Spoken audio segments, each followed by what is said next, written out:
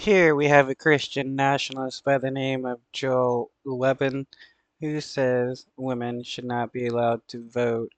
If the United States was a Christian nation and women were allowed to vote, he claims that that nation would be destroyed in 50 years. And these are the type of people who claim they love women and they just want to protect women and womankind, yet they're always advocating for women to become slaves. If we had a Christian nation and women could vote, then within 50 years, we would no longer have a Christian nation. Um, that God has not designed women for warfare. And that's part of what politics is. It's really all that politics is. It's war without the blood. It's two disagreeing parties. You go. What a way to try to justify your hatred of women and being against women being able to vote is by claiming politics is warfare, and since God didn't design women for warfare, they shouldn't be allowed to vote or be in politics. That's just insane. And rally your troops, everybody who agrees with you. I'll go and rally mine. And then we'll come to the battlefield. And right before the bullets start to fly, we'll stop. And instead of fighting, we'll count. And whoever has the bigger army, they win. And the other army has to surrender and go with their decision. But then everybody gets to go home and live. But that's what Paul. That's definitely not warfare. That's diplomacy. Politics is about diplomacy. This dude obviously has no idea what he's talking about. Politics is. It is war.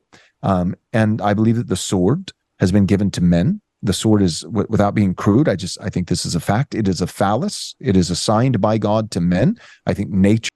Well, it is a phallus, so anytime he sees a sword, what he thinks of a phallic, that's just him telling on himself right there, in my opinion. Shows that. I think scripture shows that. So both natural revelation and special revelation.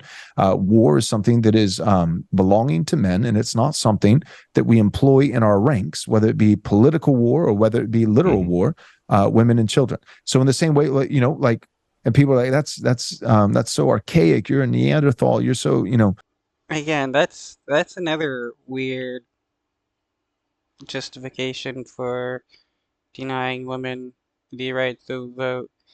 War belongs to men, so women can't be involved. And since war is politics, and since women weren't designed for war, they shouldn't have the right to vote. That's that's an insane leap of logic right there. primitive and chauvinistic. You won't let women vote. Well, our society doesn't let 5-year-olds vote yet. I pray that that it stays that way. But we don't let. Wow, but adult women are not 5-year-olds trying to equate the two. That's just, this is what happens with a lot of religious people. They become this utterly insane trying to equate 5-year-old kids with women. That's just insane. Let children. We don't let children vote, and it's not just because of competency, because that would be the immediate counter as well. But their brain isn't fully developed, and so are you saying that a woman is like a child? Yes, but not intellectual. Wow, he believes women should be treated like kids, and this shows how much this dude hates women. Actually, I'm not saying that. The question is how. In what way is a woman like a child? She is like a child in the way that God has appointed men to protect them. Women are not supposed to be leading the way. They're to be protected. Women are not supposed to be leading the way, so women should not have the right to vote. What an insane justification. And this is some of his best arguments. He had to use several different arguments to try to justify why women shouldn't vote, and a lot of them were just insane leaps